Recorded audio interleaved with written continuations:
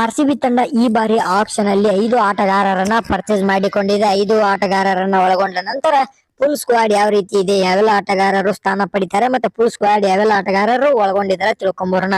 ಅದಕ್ಕಿಂತ ಮುಂಚೆ ಚಾನಲ್ಗೆ ಸಬ್ಸ್ಕ್ರೈಬ್ ಮಾಡಿದ್ರೆ ನೋಡ್ತಾ ಇದ್ರೆ ದಯವಿಟ್ಟು ನಮ್ಮ ಚಾನಲ್ ಸಬ್ಸ್ಕ್ರೈಬ್ ಮಾಡಿ, bell icon all option click ಮಾಡಿ. ವಿಡಿಯೋಗಾಗಿ ಬ್ಲಾಕ್ ಬಟನ್ ಸಬ್ಸ್ಕ್ರೈಬ್ ಇದೆ ಮಾಡ್ಕೊಳ್ಳಿ. ಬನ್ನಿ ವಿಡಿಯೋನ ಶುರು ಮಾಡೋಣಂತೆ. ಫ್ಯಾಫ್ ಡು ಪ್ಲೆಸಿಸ್, ದಿನೇಶ್ ಕಾರ್ತಿಕ್, ಮನೋಜ್ ಬಾಂಡಿಗೆ ಮತ್ತೆ ಟ್ರೋಪ್ಲಿಯರ್ ಅವರು ಮತ್ತೆ ಮಯಾಂಕ್ ಡಗಾರ್ ಅವರು ಟ್ರೇಡ್ ಆದ್ರು ಆರ್ಸಿಬಿ ತಂಡಕ್ಕೆ, ಅವರು ಕೂಡ ಇದ್ದಾರೆ. ಹಿಮಾಂಶು ಶರ್ಮಾ ಅವರು ಇದ್ದಾರೆ, ಅನುಜ್ ರಾವತ್ ಮತ್ತೆ ಸುಯೇಶ್ ಪ್ರಭು ದೇಸಾಯಿ ಅವರು, ವೈಶಾಖ್ ವಿಜಯ್ ಕುಮಾರ್, ರಜತ್ ಪಟೀದಾರ್, ಕ್ಯಾಮರಾನ್ ಗ್ರೀನ್, ಆಕಾಶ್ ದೀಪ್ ಮತ್ತೆ ಅಲ್ಜಾರಿ ಜೋಸೆಫ್ ಅವರು ಈ ಬಾರಿ ಆಕ್ಷನ್ ಅಲ್ಲಿ ನಮ್ಮ ಆರ್ಸಿಬಿ ತಂಡ ಪರ್ಚೇಸ್ ಮಾಡಿದ್ರು.